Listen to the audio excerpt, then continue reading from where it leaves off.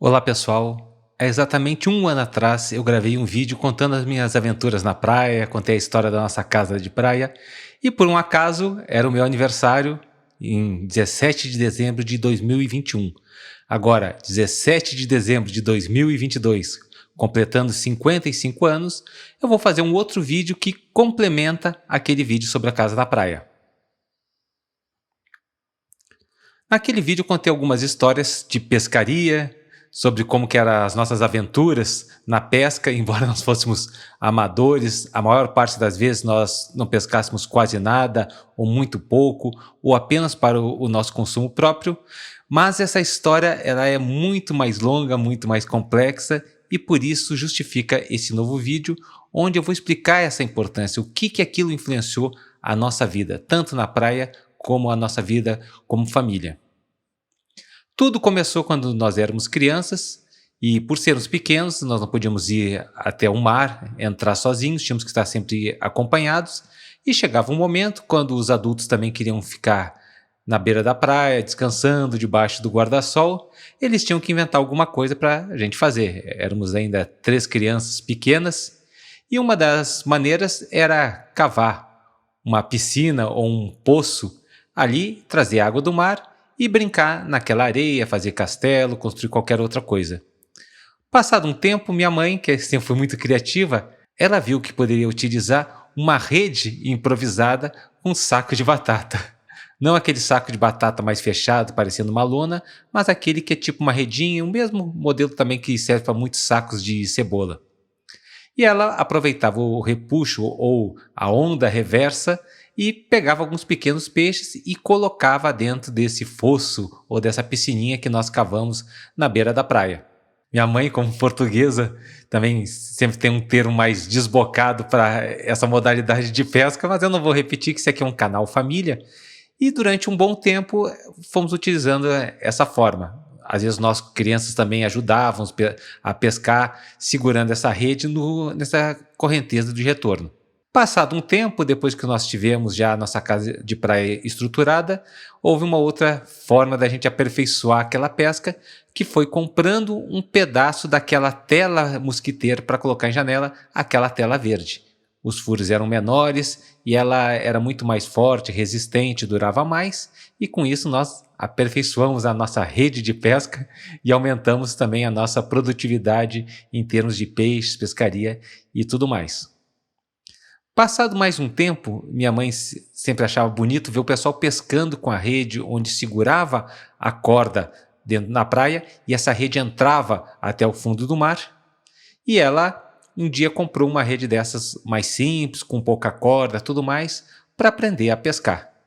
Passado um tempo, sempre tínhamos ali um relativo sucesso, pescávamos um peixe aqui, um peixe lá, também não cabia muitos peixes grandes por conta do tamanho que era essa rede, o tamanho que eram os gomos que ficavam ali, e ela sempre imaginava que um dia teria dinheiro, teria condições de comprar a chamada rede feiticeira, que é uma rede com malha tripla, maior, mais complexa, mais pesada e por isso mesmo muito mais cara. O interessante dessa rede é que a gente tem que acompanhar de acordo com o que a corrente marítima vai levando. Ou seja, se ela está indo para o norte ou para o sul, nós temos que ir junto. Nós não podemos brigar com o mar, nós temos que aproveitar o mar que está puxando, o mar que está levando ela para a região mais profunda e da mesma forma, à medida que ele está devolvendo essa rede, nós temos que ir acompanhando, enrolando a corda para aproveitar ao máximo aquela rodada, aquela oportunidade que nós tivemos. E nessa a gente caminhava quilômetros para cima, para baixo, sempre fazia parte da diversão. À medida que a rede se afastava muito, a gente tinha que recolher todos os nossos objetos na beira da praia e irmos acompanhando para onde ela estava nos levando. E uma dessas vezes, minha mãe estava ali dentro do mar, ela gostava de entrar um pouquinho assim, com a água mais ou menos no joelho, e ela viu passando um outro pedaço de madeira com corda enrolada. E ela pegou e segurou e percebeu que ali estava uma outra rede, inclusive uma rede maior, uma rede mais pesada. E ela, com a rede que ela já estava pescando e ainda com essa outra rede, começou a puxar, mas como ela era mais pesada também, ela recebia um impacto maior da onda de retorno desse repuxo e acabou levando a minha mãe a ter que ir um pouco mais para o fundo. Minha mãe é baixinha, tem 1,53 m e de repente ela estava ali tentando domar, tentando dominar, tentando controlar duas redes, sendo uma rede que estava num local de maior profundidade, puxando também cada vez mais. E meu pai, que estava na beira da praia, só falava para ela: Marisa, não vai mais para o fundo, larga essa rede aí, não vai resolver nada. Daí ela: não, eu achei, ela é minha agora, eu vou ficar aí. E ele lá berrando na beira da praia para ela largar, para ela voltar, porque já estava ficando perigoso, já estava indo mais para o fundo, já estava chegando até numa altura perigosa. E ela falando que não largava, chegou um momento que ela já estava indo ali, que já estava ficando só a cabeça de fora, meu pai teve que entrar às pressas dentro d'água, minha mãe não sabia nadar também, ainda ela não tinha condições com as duas redes. Sei que no final foi uma cena romântica, que meu pai teve que voltar para a praia, carregando ela no colo e ela puxando as duas redes. E meu pai daquele jeito, que eu já expliquei um pouquinho também no vídeo anterior, brigando com ela, xingando: tu quer morrer? Tu é doida? A próxima vez eu vou te deixar morrer. Largasse essa porcaria ali que não ia resolver nada. Aí minha mãe só falou do jeito bem sério: mas eu não larguei a rede. E trazendo essa rede aqui, recolhendo ela, vimos que realmente era uma rede feiticeira, uma rede daquelas que a gente não tinha ainda nem condições, e não apareceu ninguém para reclamar. Então, acabamos ficando com essa rede. Ela estava também rasgada, estava com uma necessidade de ser arrumada em vários pontos. Minha mãe comprou linha, comprou uma agulha especial, reparou essa rede, remendou essa rede e ela se tornou a nossa rede principal. Depois de muito tempo namorando, desejando, nós tivemos a nossa rede feiticeira. E com isso, com uma rede maior, com mais corda, com mais capacidade, também nós fomos melhorando, fomos aperfeiçoando o nosso modelo de pescaria. Uma história que foi bem interessante foi um dia que nós saímos para pescar e havia navios japoneses ali. Nós percebíamos de longe que aquelas embarcações que estavam bem ao longe no horizonte, e em um determinado momento nós trouxemos a rede e vimos que tinha muitos peixes grandes, diferente do que acontecia normalmente. E aí descobrimos que a rede de um desses pesqueiros japoneses que estava no nosso mar territorial clandestinamente, mas isso aí eles fazem até os dias de hoje. Os japoneses, eles pescam um dos mares territoriais de todos os países e espalham seus barcos para isso.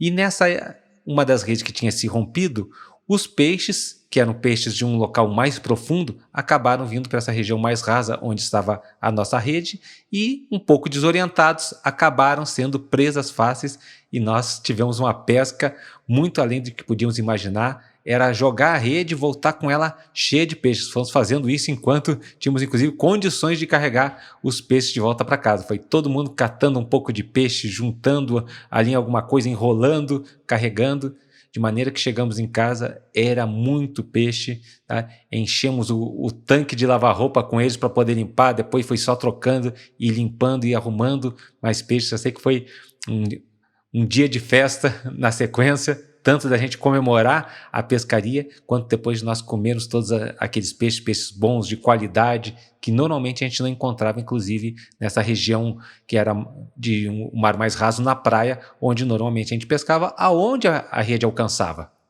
E essa foi uma experiência assim que marcou para a história, né? E um outro ponto interessante nessa da gente acompanhar a rede, normalmente o mar vinha de norte para o sul, tá? Considerando que o nosso mar fica a leste, mas então o sentido da correnteza era sempre em direção ao sul e nós acompanhávamos um pouco para o sul. E uma dessas aí, a gente indo um pouco mais longe, o pessoal comentou que nas proximidades de Quintão, que ficava aproximadamente 8 a 10 quilômetros da onde a gente estava, havia um navio encalhado. E a gente não sabia se era verdade, se era mentira. Chegou um ponto que a gente guardou a rede e continuou prosseguindo para o sul para a gente ver se existia mesmo esse barco de pesca. e andamos, nós crianças com mais tios, primos, os pais mais velhos, fomos até chegar e realmente estava lá.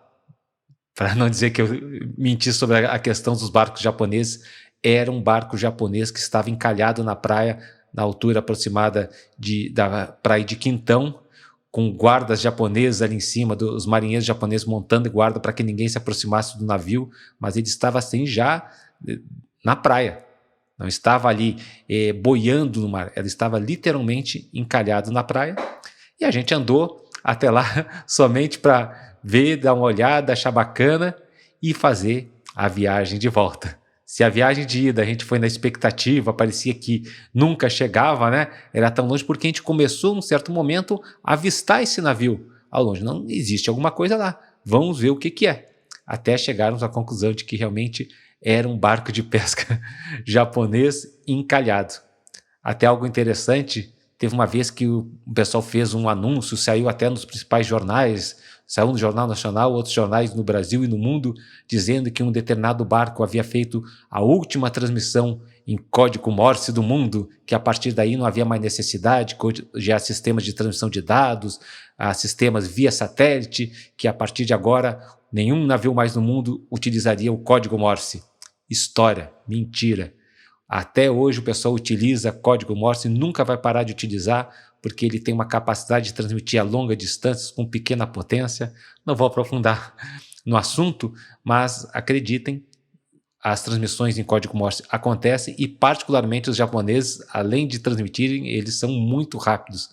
Tenho amigos na Marinha que falaram que já escutaram várias transmissões dos barcos japoneses, inclusive avisando o que está acontecendo, quando alguma patrulha da Marinha ali no nosso mar territorial, para que eles possam se afastar e sair praticamente para o limite.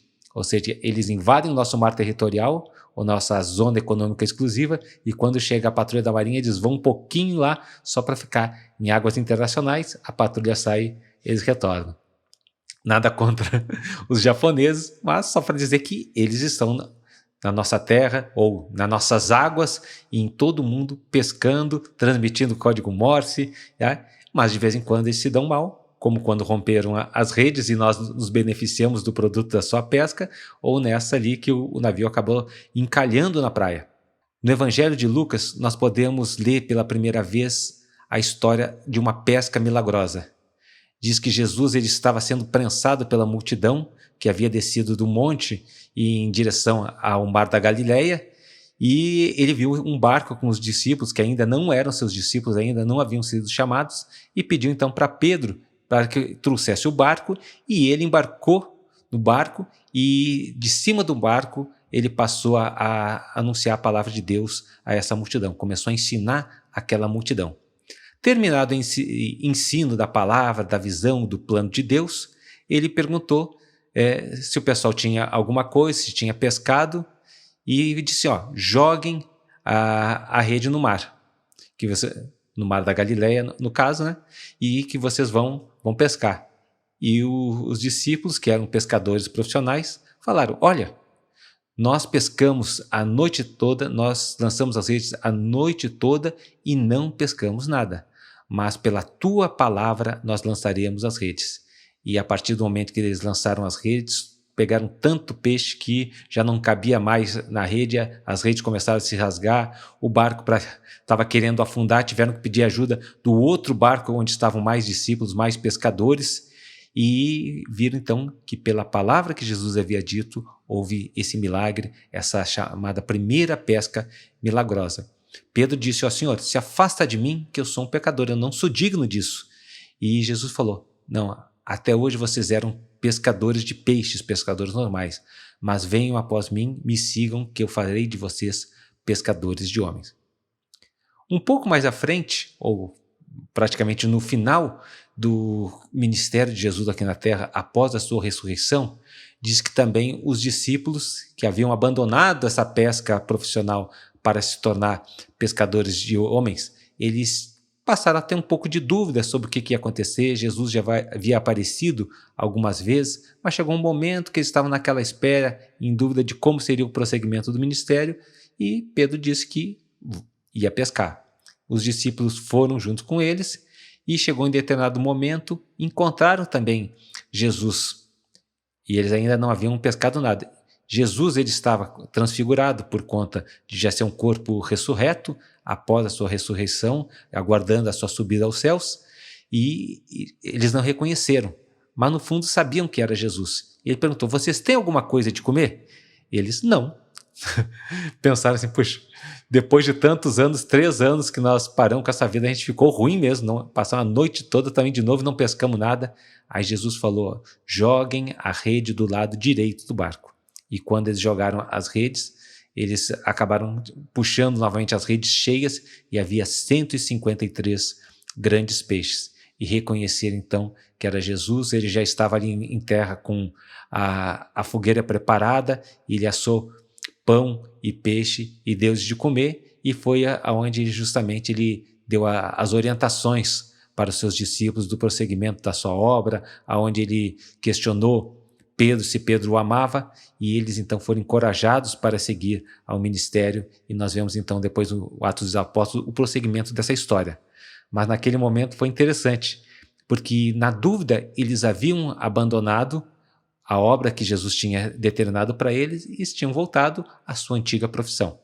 Então, o primeiro ponto da pesca milagrosa: quando nós fazemos aquilo que Deus nos determinou, que Deus nos orientou, nós vamos ser abençoados. Quando nós fazemos a sua obra, em consequência dessa dedicação, Deus vai nos dar o melhor.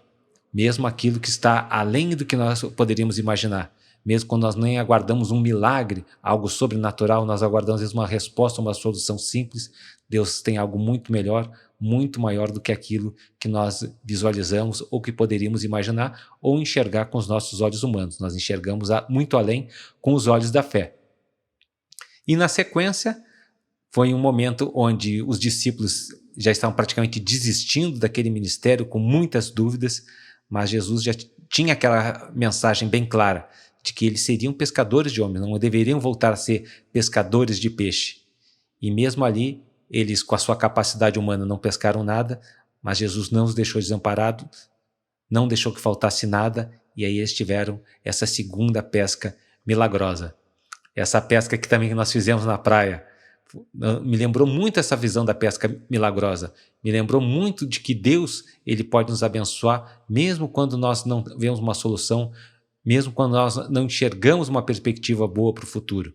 Hoje nós vivemos uns dias tensos, atribulados, algumas pessoas que estão angustiadas, não sabendo o que vai acontecer no campo político, econômico, social, mas nós temos a certeza de que Deus já preparou o melhor para nós, de que não vai ser uma pessoa ou outra que vai resolver os nossos problemas, não vai ser uma pessoa ou outra que vai impedir o agir de Deus na nossa vida.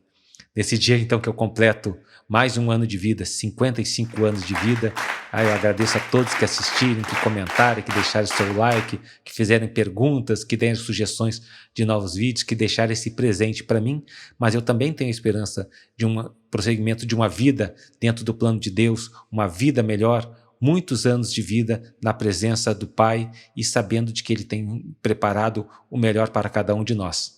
Tenho essa mesma fé, essa mesma tranquilidade, essa mesma paciência, e não fiquem preocupados ou angustiados de coisa alguma, que esse mesmo Jesus que prometeu a pesca milagrosa, que orientou como eles deveriam pescar, o que eles deveriam fazer, que os chamou para um propósito, para um ministério, ele também vai fazer essa mesma ação, esse mesmo milagre e essa transformação na sua vida.